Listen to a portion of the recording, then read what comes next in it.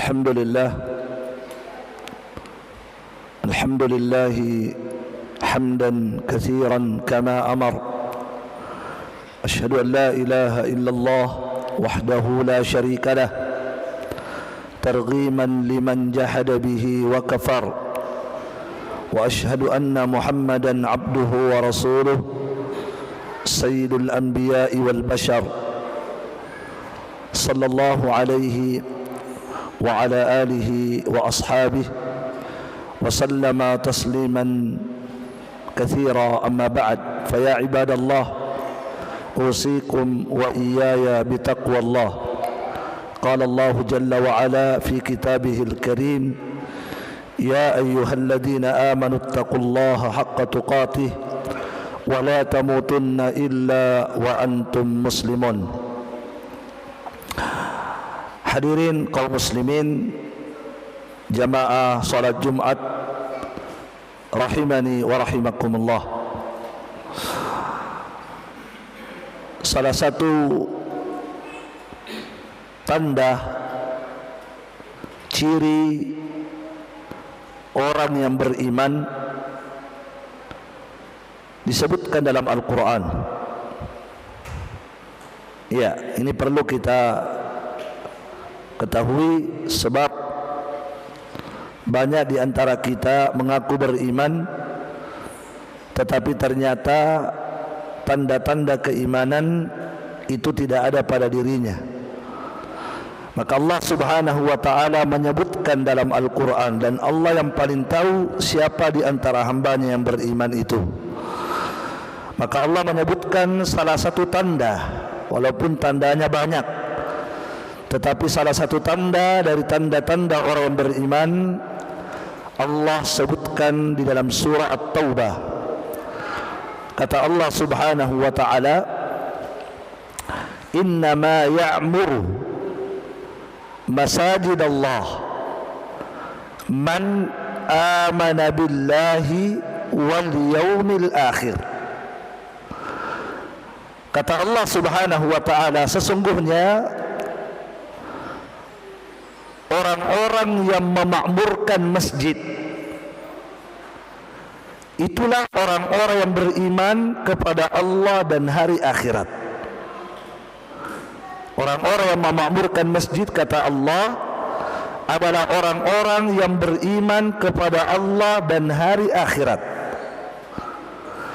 Maka jamaah sekalian, berdasarkan ayat itu, para ulama tafsir menyebutkan, seperti Al-Imam Al-Qurtubi dalam tafsir beliau menyebutkan bahwasanya tanda atau ciri orang-orang yang beriman itu diantaranya adalah memakmurkan rumah Allah Subhanahu wa ta'ala, memakmurkan masjid Allah Subhanahu wa ta'ala.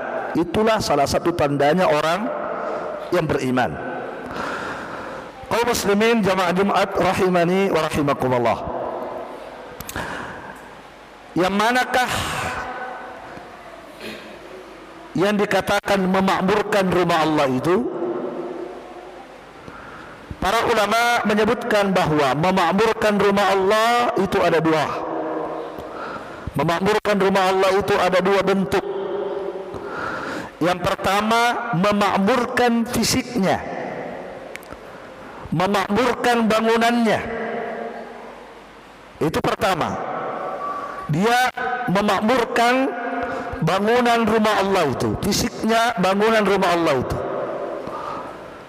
Ya, seperti misalnya dia bangun masjid,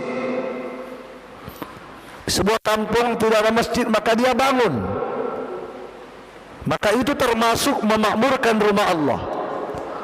Atau sudah ada bangunan tetapi bangunan itu tidak selesai, atau belum layak pakai, atau tidak baik bangunannya, kurang nyaman, maka dibuat supaya nyaman untuk beribadah kepada Allah Subhanahu wa ta'ala.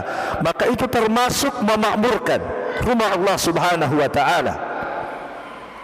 Maka siapa yang memperhatikan rumah Allah, memperhatikan fisiknya, memperhatikan bangunan rumah Allah Subhanahu wa ta'ala, maka itu salah satu tanda orang yang beriman. Jangan kita memperhatikan rumah kita saja, tapi kita tidak peduli dengan rumah Allah Subhanahu wa ta'ala. Ketahuilah jamaah sekalian, rumah kita yang sebenarnya itu di surga nanti. Adapun rumah kita di dunia hanya rumah sementara. Rumah kita yang sebenarnya itu adalah rumah kita nanti yang ada di surga. Kalau Allah masukkan kita ke surga gitu. Maka bagaimana caranya jamaah sekalian supaya Allah memberikan kepada kita rumah di surga nanti? Allah membangunkan untuk kita rumah di surga nanti. Caranya adalah perhatikan rumahnya Allah di dunia. Kalau kita perhatikan rumahnya Allah di dunia, maka Allah memperhatikan nanti kita di surga. Allah juga akan bangunkan kita rumah di surga. Al-jaza' min jinsil amal. Balasan dari Allah sesuai dengan perbuatan kita di dunia itu. Apa yang kita lakukan di dunia itu juga balasan Allah kepada kita. Kalau kita berbuat baik, Allah balas kebaikan. Kalau kita berbuat jelek, Allah balas kejelekan. Kalau kita bangun rumah Allah, Allah akan juga bangunkan rumah untuk kita di hari kiamat nanti. Oleh karena itu jamaah sekalian, Rasulullah sallallahu alaihi wasallam bersabda, "Man bana lillahi baitan walau kamafhasi qatatin banallahu lahu baitan fil jannah." Kata Nabi sallallahu alaihi wasallam, barang siapa yang membangun rumah Allah, barang siapa yang membangun rumah Allah walaupun hanya sekecil sarang burung. Ya, tapi kan tidak mungkin kita bangun masjid sekecil sarang burung.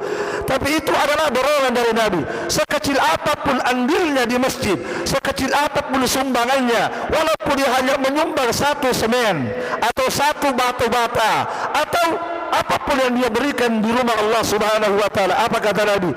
Siapa yang membangun rumah Allah walaupun hanya sekecil burung, sarang burung tadi, dan dia membangunnya karena Allah, lillah, karena Allah, ikhlas, bukan karena ikut-ikutan, bukan karena malu, bukan karena pamer, bukan karena riya, tapi dia melakukan karena Allah Subhanahu wa ta'ala.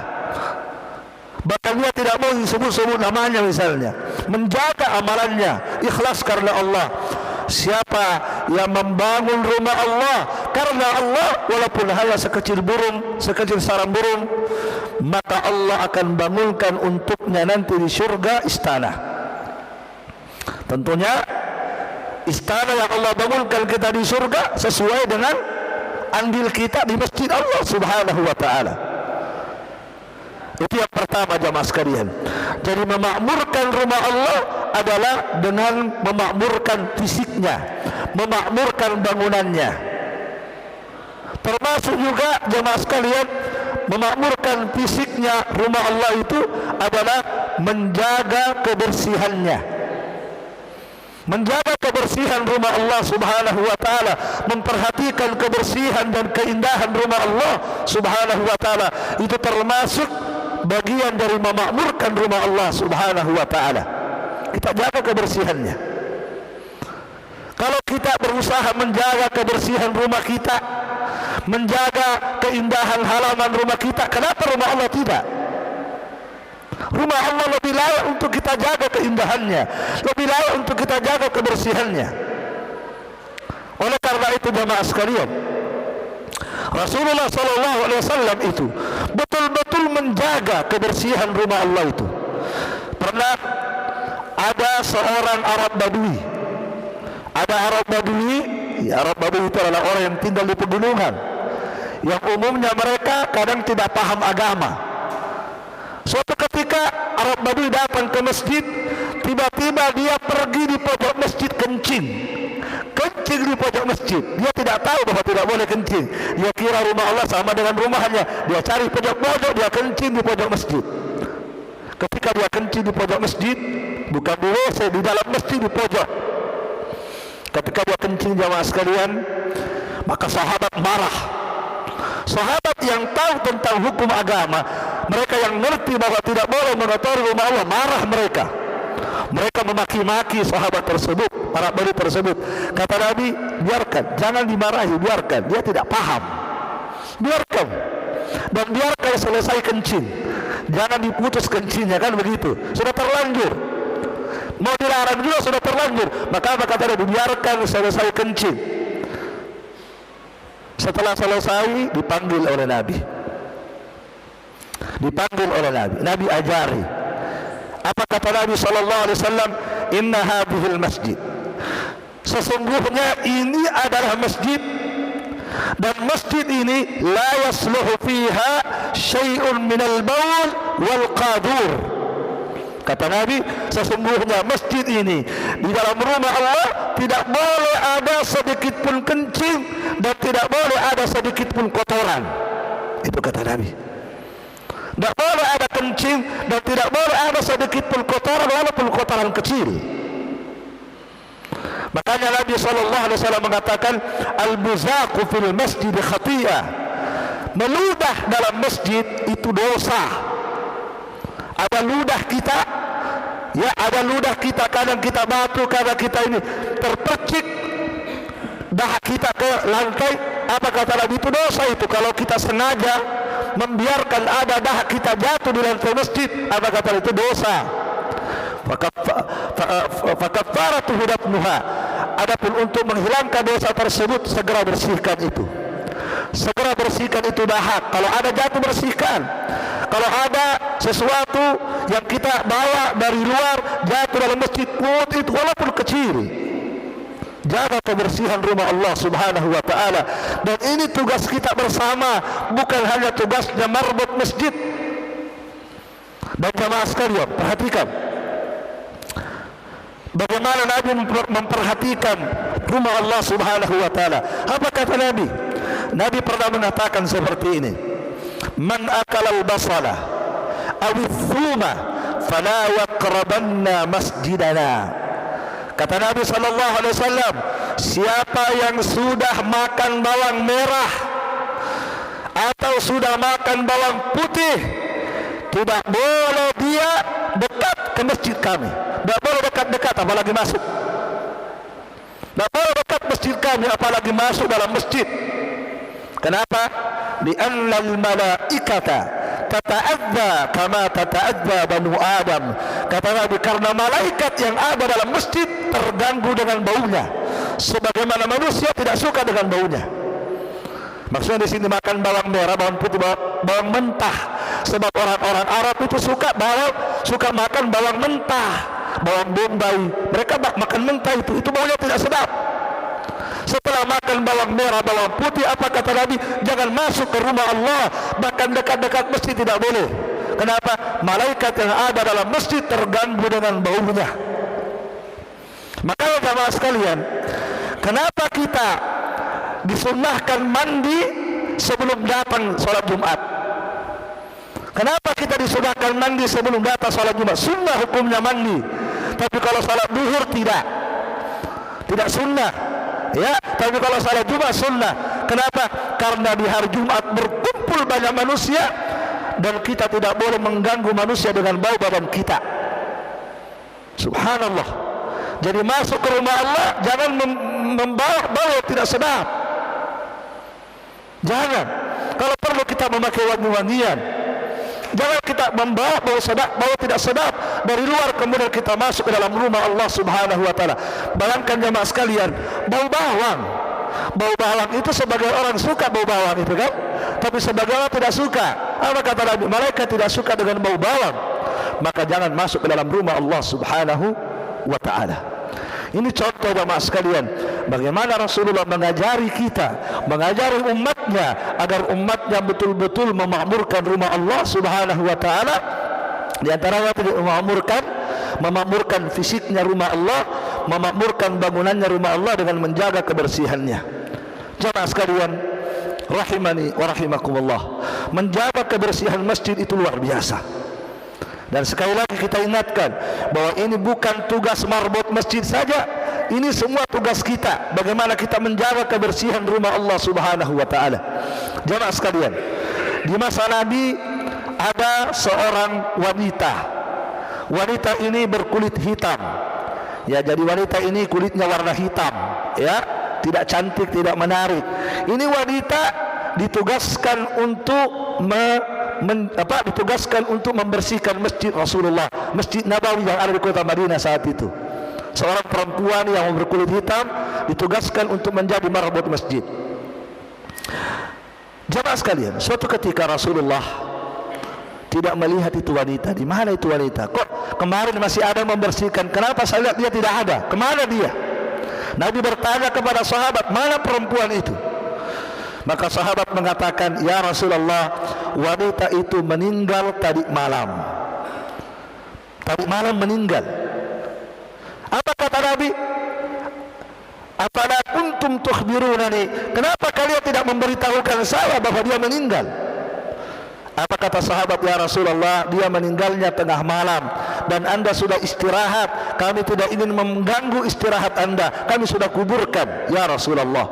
Apa kata Nabi? Dulluni ala qabriha, tunjukkan kepada saya di mana kuburnya itu perempuan. Subhanallah. Lihat bagaimana Nabi menghormati itu perempuan. Kenapa? Karena profesinya sebagai marbot. Apa kata Nabi? Dulluni ala qabriha, tunjukkan kepada saya di mana kuburnya itu perempuan. Maka dibawa. Setelah dibawa, jamaah sekalian, fa shalla ala qabriha, Nabi salati jenazahnya di atas kuburnya. Padahal sudah disolati, Nabi salati lagi jenazahnya di atas kuburnya. Jamaah sekalian, subhanallah, menunjukkan bahwa amalan perempuan itu bukan amalan biasa, amalan yang dianggap mulia oleh Rasulullah SAW. Dan jamaah sekalian, setahu saya tidak pernah ada sahabat yang meninggal Nabi datangi kuburannya kemudian Nabi salati di atas jenazah kuburan. Tidak ada. Subhanallah. Cuma bayangkan Nabi, padahal sudah disalati, harusnya kalau sudah salat selesai, tapi Nabi seakan-akan merasa bersalah Rasulullah, maka Nabi mendatangi, Nabi salat jenazahnya. Setelah itu Nabi berkata, sesungguhnya Allah menerangi kuburan ini wanita disebabkan karena salatku. Jemaah sekalian rahimani wa rahimakumullah, itu yang pertama. Jadi ciri tanda orang beriman itu adalah dia memakmurkan rumah Allah Subhanahu wa taala. Dan memakmurkan rumah Allah itu ada dua. Yang pertama, kita makmurkan fisiknya dengan menjaga bangunannya, memperhatikan bangunan rumah Allah dan menjaga kebersihan rumah Allah Subhanahu wa taala. Barakallahu li wa lakum fil Qur'anil Karim wa nafa'ni wa iyyakum bima fihi minal ayati wa dzikril hakim wa taqabbalallahu minna wa minkum tilawatahu innahu huwal ghafurur rahim.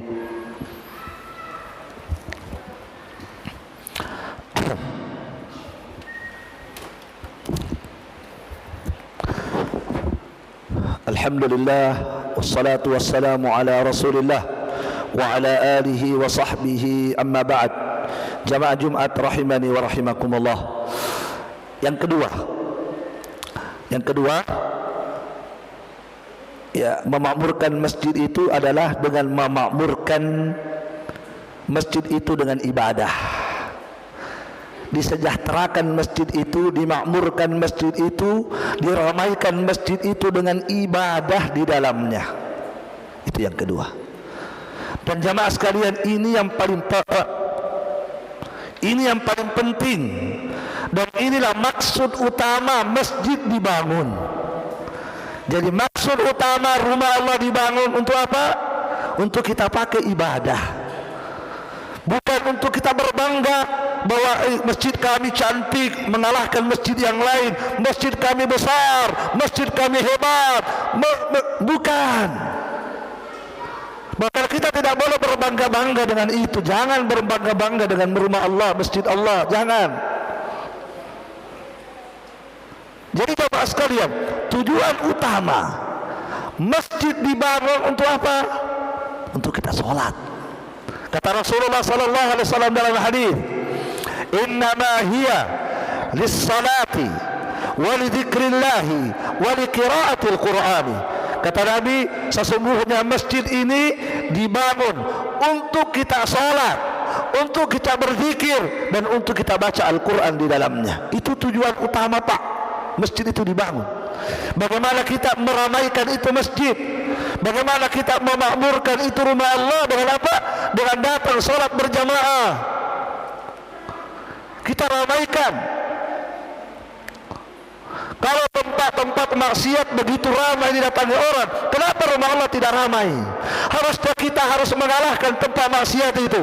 Tempat maksiat begitu ramai didatangi oleh manusia, maka tidak sedikit yang datang itu kaum muslimin. Tempat maksiat, tempat para perempuan yang buka aurat menyanyi, berjoget, itu ramai didatangi oleh kaum muslimin, padahal itu jelas maksiat. Kenapa rumah Allah tidak didatangi, tidak diramaikan? Subhanallah.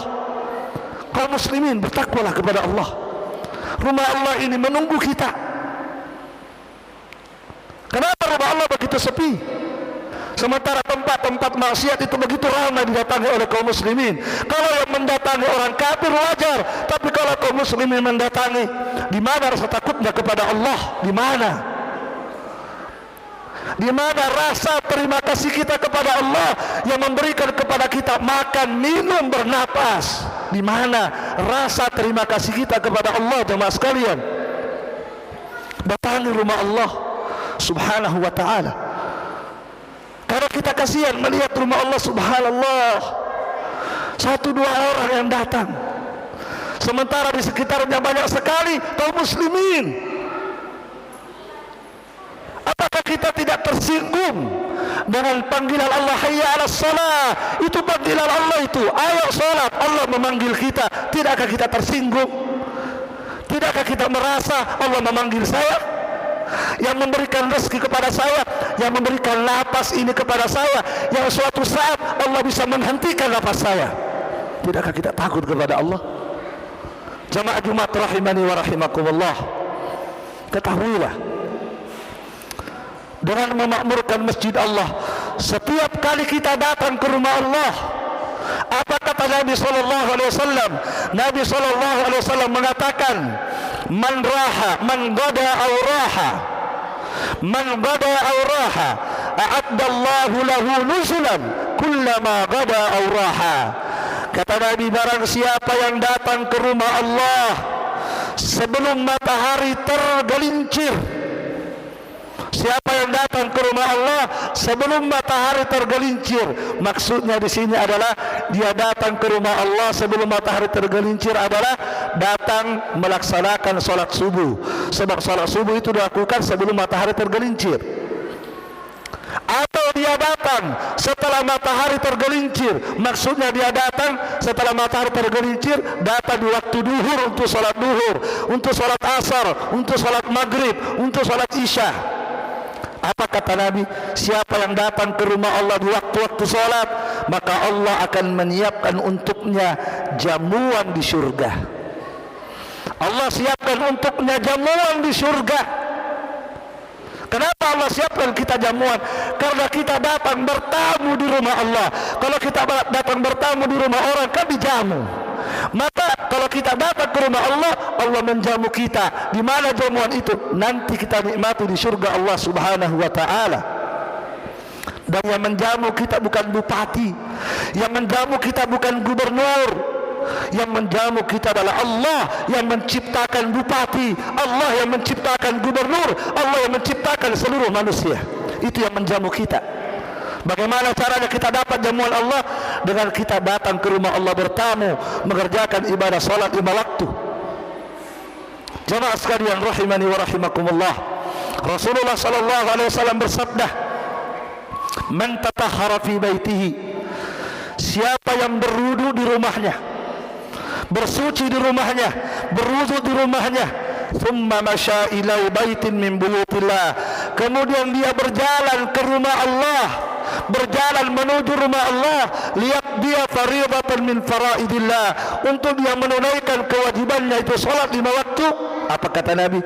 Kanat khutwatahu, maka langkah-langkah kakinya berpahala. Langkah-langkah kakinya berpahala, ihdaha takhuttu khati'ah wal ukhra tarfa'u darajah. Kata Nabi, yang satu langkah kakinya menggugurkan satu dosa kecilnya, dan yang satunya mengangkat nanti derajatnya di hari kiamat. Subhanallah. Berapa langkah kaki kita kalau ke rumah Allah? Semakin banyak langkah kaki kita, maka semakin banyak dosa kecil kita digugurkan oleh Allah, dan semakin tinggi derajat kita nanti di hari kiamat, dinaikkan derajat kita oleh Allah Subhanahu wa taala. Inilah kelebihannya kalau kita datang ke rumah Allah, kita makmurkan rumah Allah dengan ibadah. Langkah kaki kita berpahala dengan syarat berwudu memang di rumah. Walaupun boleh saja berwudu di masjid, tapi lebih bagus kita berwudu dari rumah. Setelah kita berwudu dari rumah, kemudian kita berjalan ke masjid. Setiap langkah kaki kita itu dicatat pahala. Satu kaki yang melangkah digugurkan satu dosa, yang satunya menaikkan derajat. Dan ini hadis-hadis sahih dari Rasulullah sallallahu alaihi wasallam. Terakhir, Nabi sallallahu alaihi wasallam itu pernah bersabda, Basyiri al-masya'ina, berikan kabar gembira. Beri kabar gembira, kata Nabi. Kasih berita gembira itu. Siapa al-masya'in? Orang-orang yang sudah terbiasa ke masjid. Sudah terbiasa, bukan sekali dua kali, sudah rutinitas setiap hari, setiap malam, sudah rutin tiap hari, tidak pernah bolong. Berikan kabar gembira kepada mereka al-masya'in, orang-orang yang selalu berjalan ke masjid fit dhulami, di waktu gelap.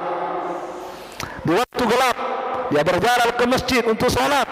Maksudnya apa? Salat apa? Di waktu gelap, salat maghrib, salat isya, dan salat subuh. Itu maksudnya. Beri kabar gembira kepada mereka yang selalu ke masjid berjalan di waktu gelap, mengerjakan salat maghrib, salat isya, dan salat subuh. Apa berita gembiranya? Bin nur tam yaumal qiyamah, dengan cahaya yang sempurna nanti di hari kiamat. Allah akan memberikan kepadanya di hari kiamat nanti cahaya yang sempurna, bukan cahaya yang redup, bukan cahaya yang lobet, tapi Allah akan memberikan kepadanya di hari kiamat cahaya yang sempurna. Sebab jemaah sekalian, salah satu peristiwa yang menakutkan nanti di hari kiamat yang akan terjadi adalah Allah menghilangkan seluruh cahaya saat itu. Setelah matahari ia berada di atas kepala kita, jaraknya sisa 1 mil, setelah itu selesai Allah hilangkan matahari sehingga peristiwa menjadi gelap luar biasa. Kemudian di saat itulah kita akan menyeberang as-sirat. Kita akan menyeberang jembatan. Orang bilang jembatan as-sirat al-mustaqim. Kita akan menyeberang itu jembatan. Di bawah jembatan itu adalah api neraka. Kata Nabi, jembatan itu adakku minas sya'ri, lebih tipis daripada rambut, wa ahaddu minas sayf, lebih tajam daripada pedang. Dan untuk menyeberang jembatan tersebut itu sangat gelap luar biasa. Maka di saat itulah hamba-hamba Allah akan diberikan cahaya oleh Allah Subhanahu wa taala. Siapa di antara mereka nanti yang akan diberikan cahaya yang sempurna oleh Allah? Kata Nabi tadi, orang-orang yang senantiasa berjalan ke rumah Allah di waktu gelap untuk mengerjakan salat maghrib, salat isya, dan salat subuh berjamaah di rumah Allah Subhanahu wa taala. Dan jamaah sekalian, sangat berbeda pahalanya kalau kita salat di rumah dengan salat di masjid. Sangat berbeda pahalanya. Apa perbedaannya? Nabi SAW mengatakan, "Wa man shalla al-isya'a fi jamaah." Siapa yang salat isya berjamaah di masjid, fa ka'annama qama nisfal laili, seakan-akan dia salat setengah malam. Wa man shalla subha fi jama'atin, siapa yang salat subuh di masjid berjamaah, faka'annama qama al-laila kullahu, seakan-akan dia telah mengerjakan salat satu malam penuh. Ini kalau kita lakukan di rumah Allah Subhanahu wa taala. Tapi kalau kita lakukan di masjid, maka kita hanya mendapatkan satu kebaikan. Salatul jamaah, kata Nabi, afdalu min salatil fardhi bi 27 darajah. Salat berjamaah di masjid itu lebih utama 27 derajat daripada salat sendiri di rumah. Kalau kita salat sendiri di rumah hanya dapat 1, kalau kita ke rumah Allah kita mendapatkan keuntungan 27. Inilah kemuliaan yang Allah berikan kepada hamba-hambanya yang datang berziarah, berkunjung ke rumah Allah Subhanahu wa taala dalam rangka memakmurkan rumah Allah dengan ibadah dan ketaatan kepada Allah Subhanahu wa taala. Semoga Allah Subhanahu wa ta'ala menjadikan kita semua hamba-hamba yang memperhatikan rumah Allah Subhanahu wa ta'ala, memakmurkan rumah Allah Subhanahu wa ta'ala, apakah memakmurkan bangunannya atau memakmurkan dengan beribadah kepada Allah Jalla Jalaluh. Jamaah sekalian, hari ini adalah hari Jumat. Kami ingatkan bahwa di setiap hari Jumat itu ada pesan Nabi kita Muhammad sallallahu alaihi wasallam. Apa pesan Nabi kita? Nabi mengatakan, "Fa'akhiru alayya minas salati fihi, perbanyaklah kalian bersalawat kepadaku pada hari Jumat. Di luar hari Jumat kita bersalawat, tapi begitu datang hari Jumat Nabi berpesan, di hari Jumat tingkatkan salawat kalian, perbanyaklah kalian bersalawat kepadaku, kata Nabi sallallahu alaihi wasallam. Qala Allah Ta'ala, innallaha wa malaikatahu yusalluna 'alan nabi ya ayyuhalladzina amanu sallu 'alaihi wa sallimu taslima. Allahumma salli ala Muhammad wa ala ali Muhammad kama sallaita ala Ibrahim wa ala ali Ibrahim innaka Hamidum Majid. Allahumma ighfir lil muslimina wal muslimat wal mu'minina wal mu'minat al ahya'i minhum wal الأموات إنك سميع قريب مجيب الدعوات وقاضي الحاجات. اللهم إنا نسألك الهدى والتقى والعفاف والغنى.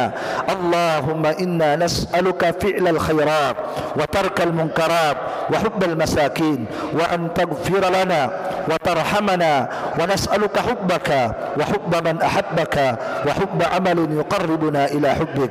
اللهم إنا نسألك علما نافعا وقلبا خاشئا ولسانا ذاكرا وزوجة مؤمنة تعيننا على أمر الآخرة. اللهم اغفر لنا ولوالدينا وارحمهما كما ربيانا صغارا. اللهم ربنا آتنا في الدنيا حسنة وفي الآخرة حسنة وقنا عذاب النار. لا إله إلا أنت سبحانك إنا كنا من الظالمين. وصلى الله على نبينا محمد وعلى آله وصحبه وسلم. وأقم الصلاة.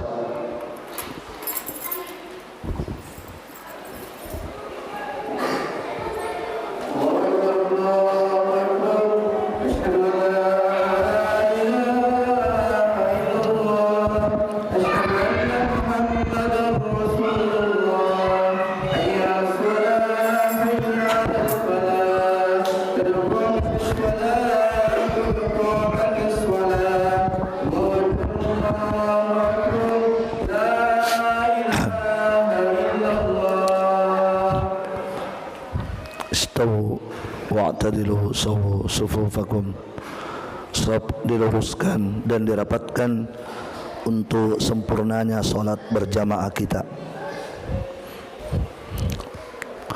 Allahu Akbar.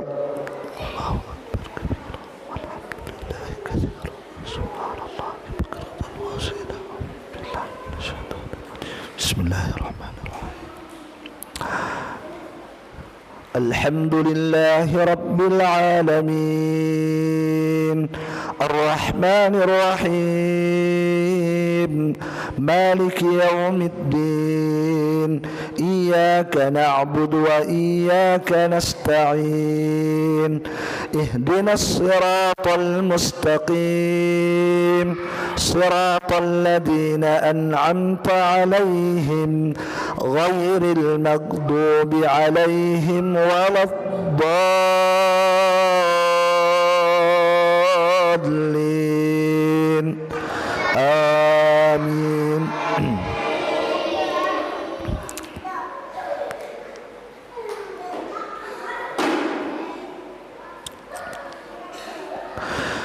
إنما يعمر مساجد الله من آمن بالله واليوم الآخر وأقام الصلاة وآتى الزكاة ولم يخش إلا الله فعسى أولئك أن يكونوا من المهتدين.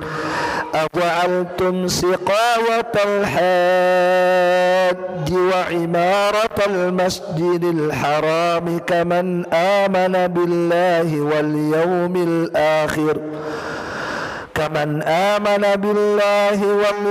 الآخر وجاهد في سبيل الله لا يستوون عند الله والله لا يهدي القوم الظالمين. الله أكبر.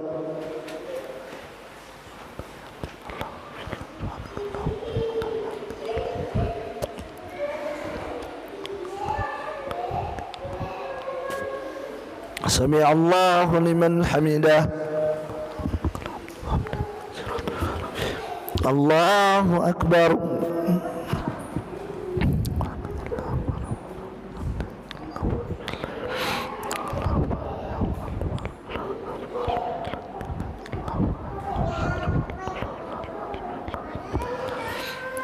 Allahu Akbar.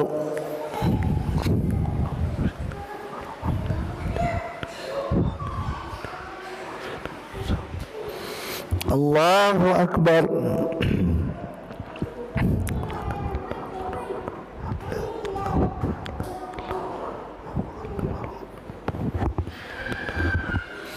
Allahu Akbar.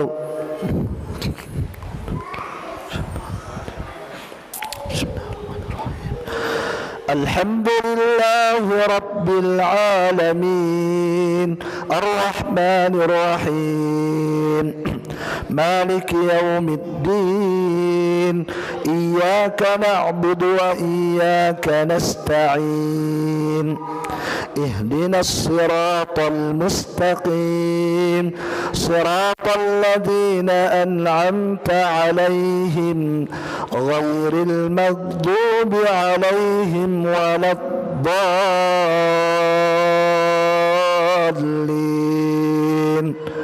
آمين.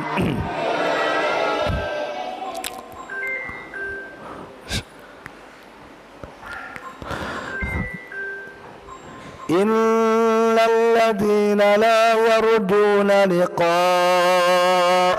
ورضوا بالحياة الدنيا واطمأنوا بها والذين هم عن آياتنا غافلون أولئك مأواهم النار بما كانوا يكسبون إن الذين آمنوا وعملوا الصالحات يهديهم ربهم بإيمانهم تجري من تحتهم الأنهار في جنات النعيم. الله أكبر.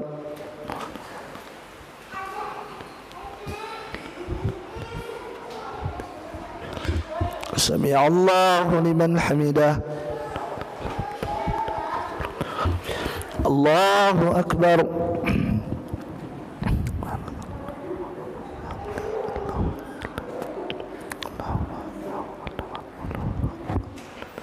الله أكبر.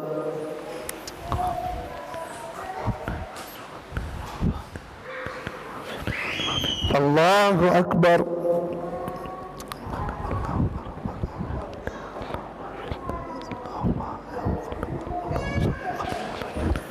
الله أكبر.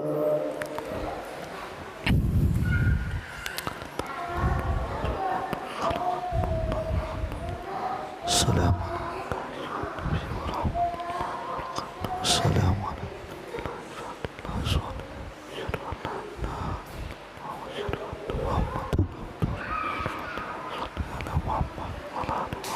كما صليت على إبراهيم